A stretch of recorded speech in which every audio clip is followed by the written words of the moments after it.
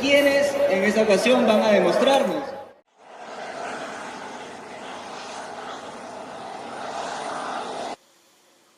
12th Air Force, AFSF, joined with airmen from across the United States to support the FIDI, Feria Internacional del Aire y del Espacio, air show, April 3-8 in Santiago, Chile.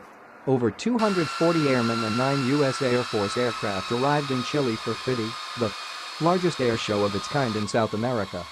U.S. personnel worked closely with their Chilean partners to ensure a successful air show, coordinating the arrival and placement of various U.S. aircraft, including the F-35 Lightning II, F-22 Raptor and B-52 Stratofortress. Over 120,000 visitors attended the six-day air show, where U.S. airmen participated in a variety of activities including subject matter exchanges with the Chilean Air Force, aerial demonstrations, and interaction with the local community.